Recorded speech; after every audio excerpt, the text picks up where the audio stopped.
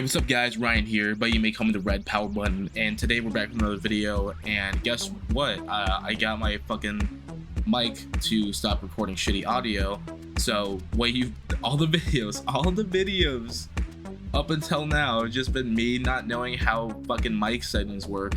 So yeah, thankfully your boy figured out how to look up a tutorial. So I had to re-record this entire video just because I had this epiphany. Luckily I didn't do any edits, but yeah, just throwing that out there. Think about some of the channels you loved watching growing up, especially in the early 2000s. Odds are you chose DisneyXD and or Cartoon Network. I remember when DisneyXD first came on the air for the first time. I was about 5 or 6 at the time, and it was really exciting. A new Disney Channel, but for boys. But, you know, because apparently me watching Hannah Montana, Lizzie McGuire, and That's So Raven wasn't manly enough.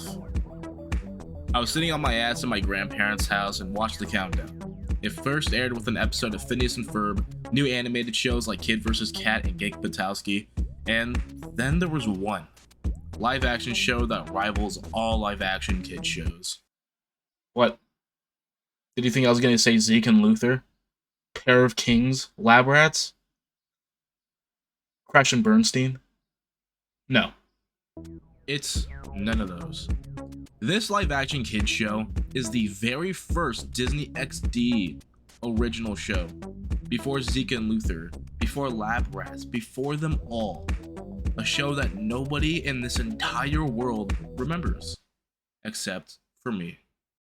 What started as a game, Aaron Stone, has become the ultimate test. I created the game to bring forth the best player in the world. That's you, Aaron Stone.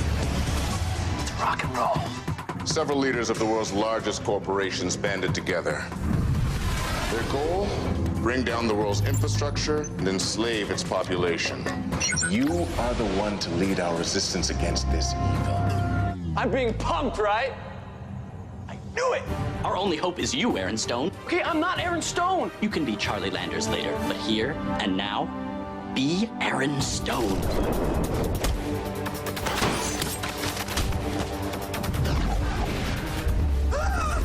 Buckle up. Aaron Stone. Don't worry. If you get eliminated, you have extra lives. No, wait, that's only in the game.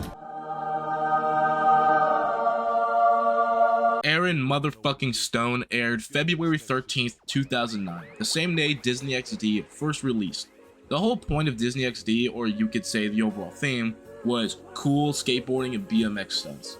This ain't your sister's Disney Channel. We got video games and shows about video games, and this show was most definitely about video games. Now, I know what you may be thinking, come on, red power button, isn't loving this show just you being blinded by nostalgia? Let me tell you something, okay? If this show, loving it, is me being blinded by nostalgia, then call me Matt Murdock, because I'm blind as a motherfucker! In all seriously though, like, no matter how cheesy this show may be, come on, dude. Compared to some of the other live-action Disney TV shows, dude, this is like the Breaking Bad. Meet Charlie Landers, played by Kelly Blatz. A 16-year-old gaming prodigy, which nowadays wouldn't look like this, but more like this.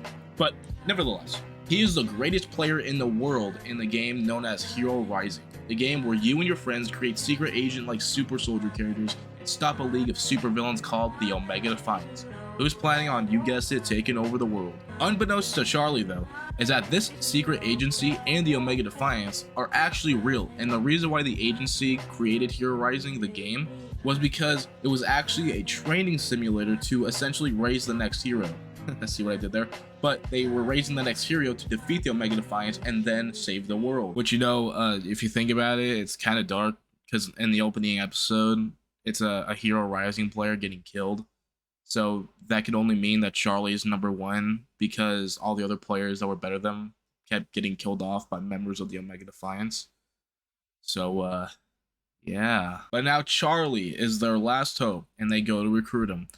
Stan, get me Aaron Stone.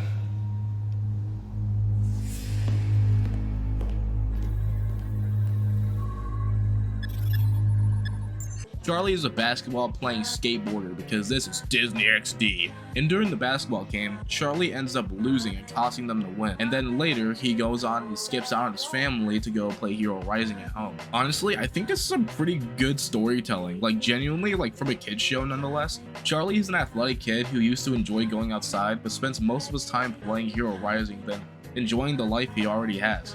The reason is because he recently just lost his dad and he's been struggling to cope with it, so he just ends up spending all of his time playing Hero Rising inside of his house to forget it. God damn, Aaron Stone, you're deep. But then he soon realizes that he's constantly being followed by somebody, and on his way home from school, he's being chased by a literal Terminator. He escapes him by skateboarding and parkour because this is DisneyXD.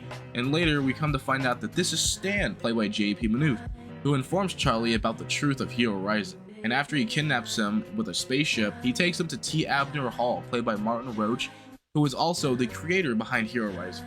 He confirms to Charlie that everything in the game is actually real, and he is their only hope. Okay. You're asking a kid in boxer shorts to save the world. Yes, I am. Charlie says that he's just a kid and he can't do it, but the next day they force him on a mission anyway because the situation is just so dire they can't accept a no. So, kind of problematic, Aaron Stone, but let's continue. He has to stop one of the Omega Defiance members from stealing a nuke and committing a terrorist act. So on the fly, Stan teaches Aaron how to use his Aaron Stone suit, and he, like any gamer, would be really excited to try any video game weapon ever. And he's starting to have a blast with it. Unfortunately though, it doesn't really quite have the skills yet, and almost dies and fails his first mission. After that near-death experience, Charlie ultimately quits and he becomes disappointed with himself. But after a few scenes with his brother and his mom, the weight of everything happening dawns upon him and he agrees to become Aaron Stone in order to save the only family he has left. How do you do all that stuff? I don't know, it just comes natural. That was amazing. You know, we make a good team. I get into trouble and you get me out. Well, Jason, I can't always get you out of trouble. Well, sure you can. You're Aaron Stone. No one's better than you. Tomorrow, Terminus Mag and Aaron Stone are gonna kick some Omega Defiance butt. Okay? You got it, little brother. You and me. Tomorrow. All right, all right.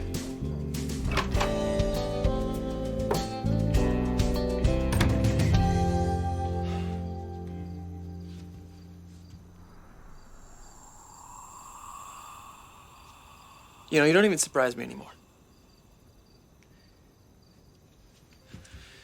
This is it, isn't it? Yes, Souljacker is on the move. They now have the toxin and a rocket launcher. Something terrible is about to happen. To Jason. My mom. Everyone. And I'm the only one who can stop it. You are the only one.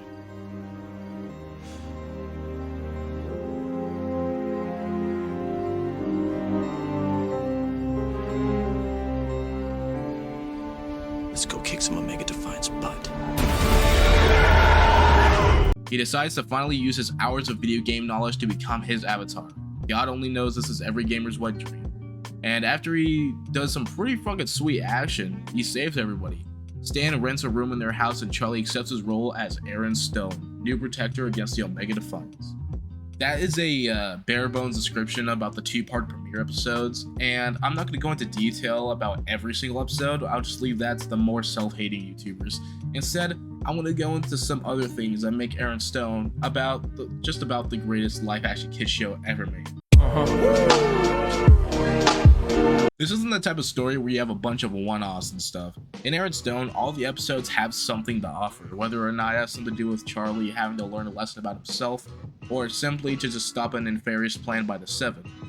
No, not that Seven. Not that one either. The main 7 bad guys that are in charge of the Omega Defiance. There are plot twists and cliffhangers that leave you hanging for the next episodes, and while it does have tons of comedy, there are any stupid laugh tracks that look awkward as fuck when you silent them.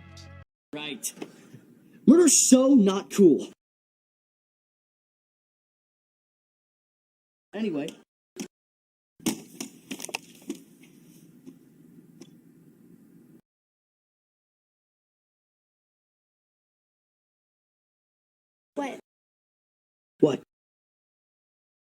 You were gonna say something. Yeah, but I couldn't think of anything. But it is natural and it's in character.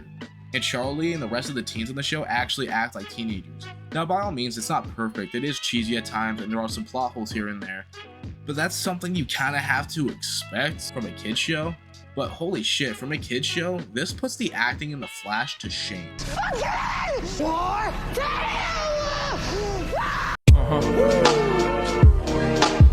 Charlie actually feels like a teenager, especially when he's sharing a scene with his brother or his online friends. So, Arin, I see you made your avatar taller than you actually are. Well, at least I made mine a boy. Oh, he is witty in person, too. Hey, I don't want to go eat with Mom either. Gonna play video games. You're gonna play Horizon. Shh. Just do this for me tonight, okay? And I promise, tomorrow, I will show you how to get past Helix's army of genetically altered snake men. Right, deal. But when things get rough, Kelly Black can seriously put on a good serious act for a scene. Unlike other sitcom shows, it genuinely feels like some of these characters have their own lives outside the main plot. Hell, sometimes other characters can get their own side stories. And Stan is actually like genuinely fucking hilarious and cool as fuck.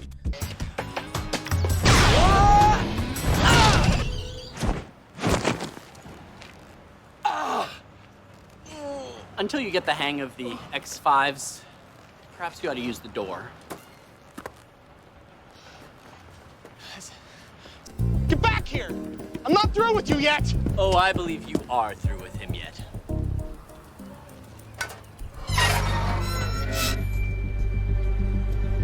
Well, we're gonna blow our cover. We could just say we're twins.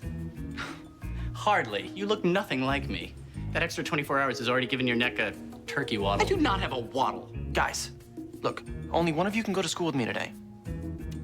Look, Cronus!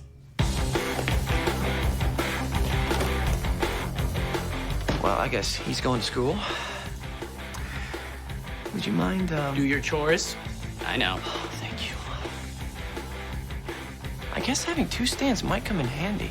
I can't really get into much more detail about him specifically without any spoilers, but they are great.